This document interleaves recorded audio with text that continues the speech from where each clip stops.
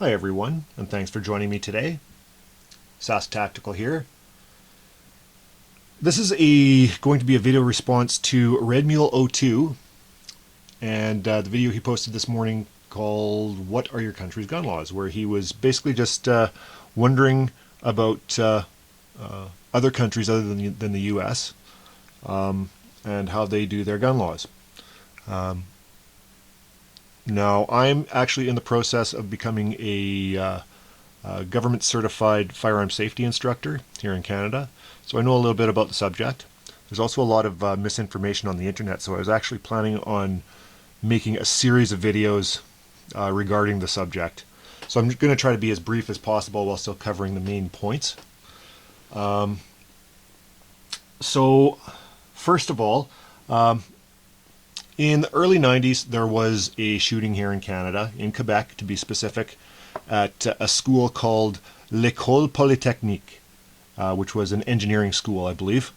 And it's where a crazed psycho by the name of Marc Lepine basically went crazy and then decided to do the world a favor and end his own life. Unfortunately, it was he did that after killing quite a few of the female students. He had some sort of a grudge against women, and a lot of people died. So in a knee-jerk reaction to that, basically we got Bill C-61, I believe it was called at the time. It's ended up becoming the Firearms Act here in Canada, and it's basically the laws governing firearms.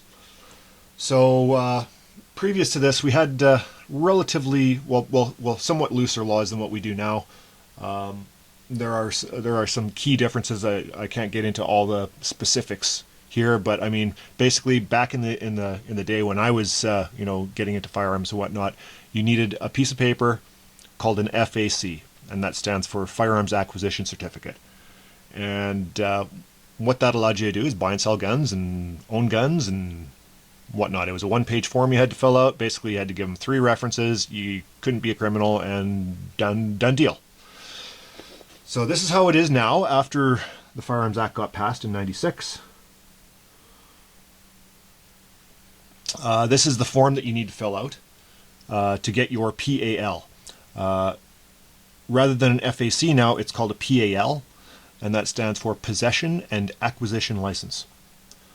So obviously there's the standard rules. You got to be 18 or older. There are some rules, you can be younger, but you're not even going to get into that. Blah blah blah. There's a checklist, of course. You need a photo. Obviously, you fill in all of your information here. Where you were born, blah blah blah blah blah. Personal information, and this is where it gets interesting. And this is new. And this is the personal history section. So, you've got the standard during the past 5 years, have you been charged, convicted, or granted a discharge for an offense under the criminal code, blah, blah, blah. By the way, if you answer yes to any of these, you're pretty much not ever going to get a PAL. Just so you know. I mean, you could... Basically, answering yes means you get denied. During the past 5 years, have you been subject to a peace bond, protection order, blah, blah, blah. Okay, fair enough, whatever. Now it gets interesting. During the past 5 years, have you or any member of your household been prohibited from possessing a firearm? So, if you live in the same household as somebody who's not allowed to own guns, you're not allowed to own guns either. Okay? Gets even more interesting. During the past 5 years, have you threatened or attempted suicide? Have you suffered from or been diagnosed or treated by a medical practitioner for depression, alcohol or drug or substance abuse, behavioral problems or emotional problems? So basically, if you saw a shrink for any reason, you're not going to get you're not going to be allowed to own firearms. Let's keep going. During the past 5 years, do you know if you have been reported to the police or social services for violence, threatened or attempted violence, or other conflict in your home or elsewhere? So even if you've never been charged with a crime, if you've ever been reported for a crime or accused of a crime, you're not getting a gun. That's pretty special, hey? Now, here we go. It gets even better. During the past 2 years, have you ever experienced a divorce, a separation, a breakdown of a significant relationship, job loss, or bankruptcy? So if you've ever lost your job, or within the past 5 years lost your job, 5 years. How many times, Anyways, if you've lost your job, if you've declared bankruptcy, if you've broken up with somebody, say a separation, if you've got separated, if you've got divorced, any of that within the past, or sorry, that's not 5 years, that's 2 years. Within the past 2 years, you can't own a gun. Here we go. It gets even more interesting. If you have a conjugal partner, they want their information, their date of birth, all of their information, and they will call them. See here, if you have any safety concerns about this application, please call. And that spouse needs to sign this form. So they will sign the form, and my wife has been called when I've renewed my application. Just so you know, your spouse will get called, and they will ask your spouse if she is aware, or he in a woman's circumstance, if the spouse is aware that you're going to be wanting to own firearms. And it gets more interesting. Information about former conjugal partner. So provide information about your former conjugal partners. This includes any person other than the person named in box 18 with whom you have lived in a conjugal relationship within the last 2 years. If you need more space, list the information on a separate piece of paper. So if you were living with your girlfriend and you broke up and moved on your separate ways, they want to know about it and they will contact her. And if she still holds a grudge against you, she can make it so that you cannot own a firearm. Now here's where you need your firearm safety certification. If you get through all of that, your firearm safety certification. So the firearm safety course, there's two different, first of all, there's two different types of licenses. There's restricted and non-restricted. Non-restricted covers long guns like bolt action rifles, semi-automatic rifles, basically anything that's not prescribed as a prohibited weapon or restricted weapon. Or I should say firearm. Weapons are illegal in Canada. And we'll get to that. So basically, there's non-restricted, restricted, prohibited. Those are the three classes. So really, nowadays, the only two classes that anybody can own, unless you've been grandfathered, are the non-restricted and restricted. Restricted meaning pistols and some types of rifles, like AR-15s would be considered restricted. So you have to list your safety certification, province, state, and the proof of your completion of the course. I don't think anybody's got a problem with safety certification. I think anybody, if you're going to own a gun, you should know how to operate it safely, just like a car. I'm all for that, just for the record. Okay, so moving on, go to references. A reference is anyone who's known you for the past 3 years and is at least 18 years old. However, he or she cannot be your current conjugal partner for some reason.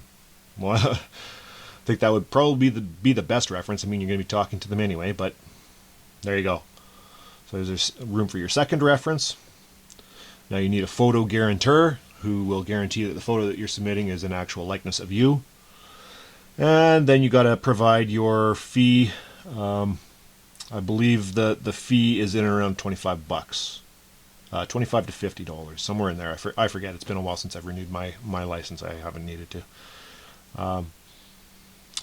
And so then you take all this, and all this is filled out.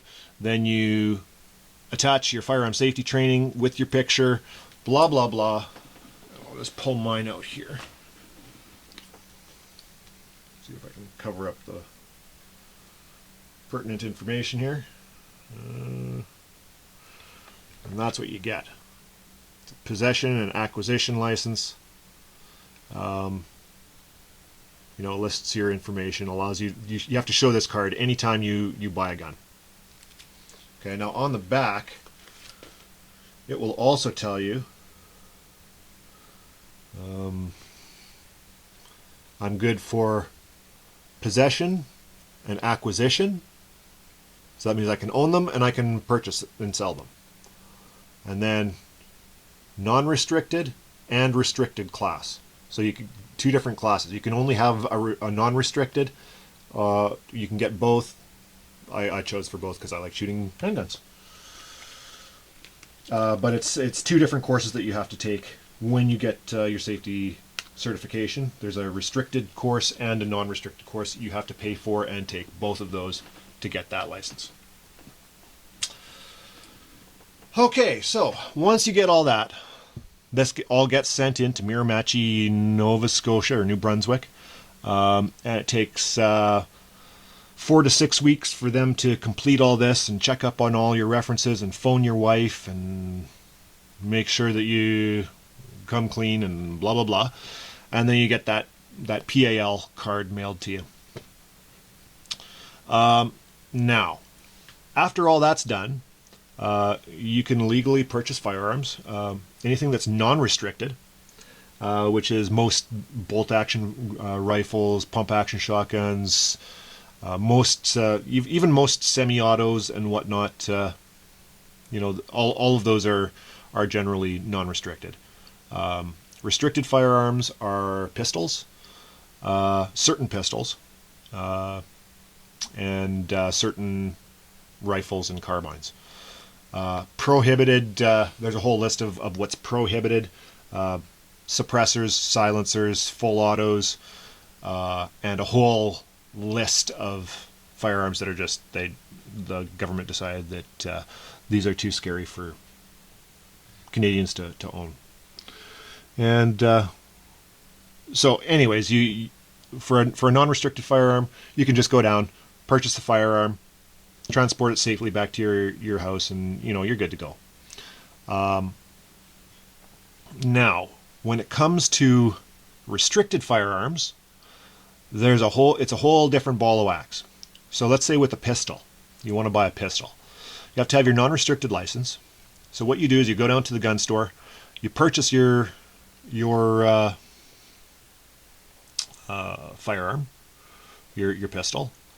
And basically what they do at that time, the gun store needs to complete a transfer where they will basically talk to the representative for the Chief Firearms Office in Miramichi, I believe, and basically let them know that they're going to transfer this pistol out of their inventory to you.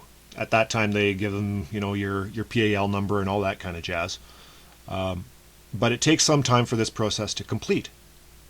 So basically, you go buy the gun and you go home empty-handed. In a day or two, you can check in, see if it's been processed. If it's processed, then the gun is officially yours. However, restricted firearms need to be transported a certain way.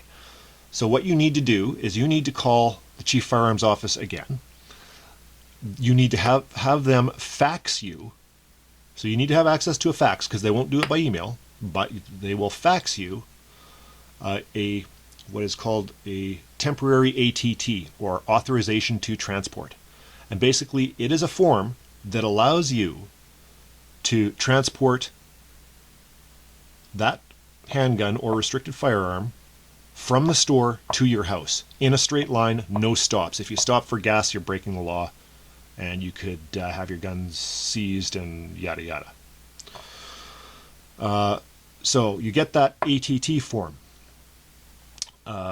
Usually what I do is I just have it faxed straight to the gun store. They call me and I go ahead and pick everything up. So then you go to the gun store. They need to see your ATT, then they will release it to you.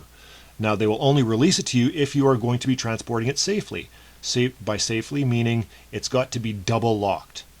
It needs a trigger lock and it needs to be in a locked case. and there cannot be any ammunition in that case with it. Ammunition has to be transported in a separate locked case. Okay, so now you've got your trigger lock on your gun, you've got your gun locked in a case, you've got your authorization to transport. Now you can transport it from the gun store home. If you ever want to go to the range, you need an authorization to transport. You can get a blanket transport permit, which allows you to transport anywhere in your province usually, or throughout Canada, in straight lines, yada yada, no stopping, and it allows you to transport any of your guns. You cannot transport somebody else's guns unless you actually talk to somebody in Miramichi again. Okay, so now you're probably asking, well, what's non-restricted, what's restricted, and what's prohibited? Well, I actually checked that out today, and it looks like they're revising that list. So let's take a look at the current list. They're going to be revising it and adding a whole bunch of stuff. They never take anything off. So this is what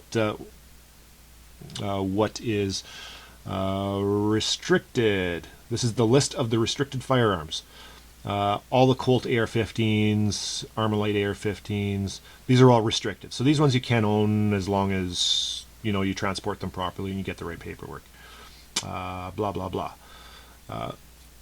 So these are restricted, as well as any pistol, as long as it's not prohibited. Definition of a prohibited firearm: a handgun with a barrel length of 4.1 inches or less. So that means every 4-inch barreled handgun is illegal in Canada. It's got to be 4.1 over 4.1 inches. Ridiculous. Handgun designed or adapted to discharge the 25 or 32 caliber ammunition. Illegal in Canada. Prohibited. A rifle or shotgun that has been altered to make it less than 26 inches in overall length. So you can't have a sawed-off shotgun. If it's done at the factory, you can have a short shotgun, but you cannot alter a shotgun or own an altered shotgun. Same thing, rifle or shotgun with a shorter than 18-inch barrel. An automatic firearm or a converted automatic firearm. This is important because things like if you owned a Browning BAR from World War II, but you had a gunsmith convert it to fire semi-auto only, still prohibited. Doesn't matter if a former full auto is converted to a semi-auto legally and safely and in a way that it can't be changed back. Doesn't matter. It's considered converted and it's prohibited. That's awesome, hey? And any firearm prescribed as prohibited. And now here's the list of well, first of all, certain handguns for international sporting use in the small calibers are allowed, but it's only this list. Okay, so here's where we get into the prohibited firearms, and I mean it goes on forever. Tasers are illegal. SPAS 12. This one's an interesting one. The SPAS 12 was illegal because it was the law used to be written anything that was select fire, and select fire normally means that it fires full auto, but being as though the French SPAS 12 could be selected to fire semi-automatically or pump action, it was put on that list. It just shows that people didn't look at the list. They just basically made this. When they made this list, the theory is that they went and got the latest Gun Digest book, and anything that looked scary got prohibited. So I mean, it goes down the Benelli M1 Super 90, blah blah blah. It's funny how the M1 Super 90 is prohibited, but the new M4 isn't on this list. So you can legally own the M4, but you can't own the original Super 90, which is probably why they're in the process of changing the whole list now. Bernadelli, Barrett Light 50, basically all of these FAMAS, XC220. I mean, Guys, the list goes on, and when they say things, this is where it also is interesting, because you'll notice that it'll say the wording of it is the firearm of the design known as the Sterling pistol, the Sterling Mark 7 pistol, and any variant or modified version of it. It always says and any variant or modified version of it. Now, AKs are on this list. You can't own an AK in Canada because it says any variant or modified version of it. So even the strictly semi-auto only AKs, because they're on this list, it's a modified variant of it. You can't own one. Like a FAMAS, any variant of the FAMAS. I mean, it just goes on and on. P30 high tech, blah blah blah blah. Starog, Uzis. AK-70, here's the AK. The firearm of the design commonly known as the AK-47 rifle and any variant or modified version of it, except for the Valmet Hunter, the Valmet Hunter Auto, and the Valmet M78 rifles, but including all of these variants. Right? Even all the Norinkos and you name it. Armalite Air, Beretta AR-70s, blah blah blah. Springfield Armories. They basically list everything, even the FN FAL, which actually used to be the standard issue for the Canadian Army. So those are illegal now. Any of the HK91 series, G3 series, MP5s, obviously. Basically, all of this stuff. Now, for those of you who live in the States and you're thinking, well, you know what, registration probably isn't that bad. First of all, take a look at the long gun registry in Canada, which we just ended after spending over like billions of dollars on it. But they also said that they're never going to take our guns away. This is not true. They take a look at the Chinese or the Norinco Type 97. Google that, Norinco Type 97. This is a rifle that was designated a non-restricted firearm in Canada. They tried to bring in a few shipments of them. They did bring in a few shipments of them. One of the shipments got intercepted, and the RCMP, which are the Mounties, you might know them as, they intercepted them, brought some back for testing, and deemed them easily converted to full automatic fire, and banned them. Then they sent, because of the long gun registry, they knew of every person that owned one. They sent everybody a letter saying, turn in your gun. It's now illegal. You don't have the right paperwork for it, and you never will get it. So turn in your gun for it to be destroyed. So they do use registries to confiscate weapons. Now, some of the other things that are interesting are magazine changes here. Let's see, here's a few. Let's see if I can zoom out a bit here. Okay. So, here we got a few magazines. This is in Canada, it's only you can only in a rifle have five round magazines. That was also part of the Firearms Act. In handguns, you can have 10-round magazines. And in shotguns, it's pretty much unlimited because they're all tube magazines and whatever. There's no limit, as well as there's no limit for rim fire, or basically 22s. So this is a magazine for my M14, standard 20-round mag. Most of you are probably pretty familiar with that. See that pin right there? That only allows you to hold 5 rounds. Has to be pinned in a way that it takes tools to remove. Okay, so 5 rounds. This is for my CZ858. Pinned to 5 rounds. This is for my SIG handgun. It's not even pinned. It's you cannot undo this. This is a 10-round magazine for my SIG. Obviously, it doesn't really, for the 1911s, I mean, it's an 8-round mag, but you still can have 10-rounders, right? So that's interesting. Now, the other thing is that I just wanted to touch on. I know this is getting really long, guys, and I apologize for that. Let's leave this here for you to give you something to look at. Now, the other thing that you need to do when your gun is at home, all guns need to be locked in a basically in a safe, and they need to be locked separate from ammunition. So I load magazines and I lock them in a separate safe altogether just for my ammunition. Ammunition needs to be locked up as well, as do reloading components. They need to be locked up. So everything needs to be locked, and it needs to be locked separately. Now, restricted firearms, just like if you're transporting them,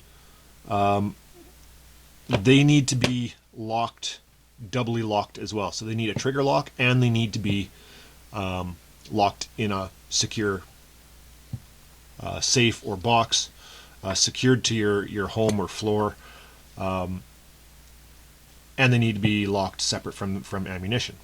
So that basically makes using a handgun for self-defense impossible, because I mean, if somebody's breaking into your house, you can't keep a loaded handgun. Basically, you just can't.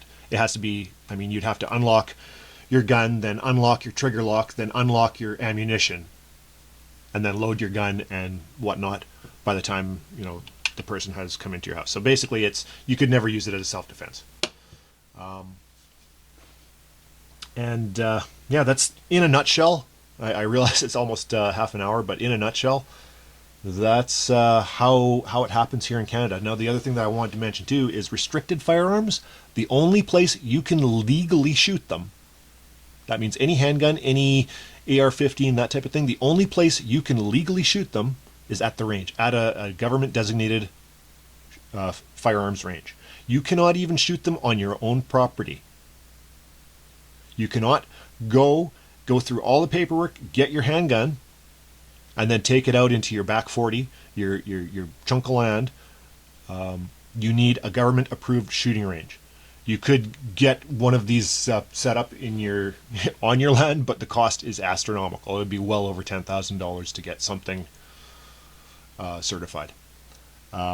So yeah, that's why I don't personally own an AR-15, because I would have to shoot it only at the range, and it just wouldn't be worth it to me. Pistols only at the range, can't even shoot them on your own property. So for you guys who live in the States and think that, you know, registry and all that kind of stuff, and, you know, maybe all these gun laws that they're looking at passing wouldn't be so bad, the assault weapons ban, your rights are going to be slowly eroded, just like they were in Canada. There was a time when Canada and the United States had very similar gun laws, and it's not that way anymore. My wife is Australian, and I mean, you don't even want to know what it's like in Australia. Like, you think Canadian laws are bad. Check out Australia. Check out the UK. Some of these other countries, they do not have the right to own guns. So one last thing that I want to say before signing off is there was a gentleman who fought the long gun registry back when they originally tried to implement it, or when they originally did implement it. And he was a gunsmith, and guns were his livelihood. And he's got a website.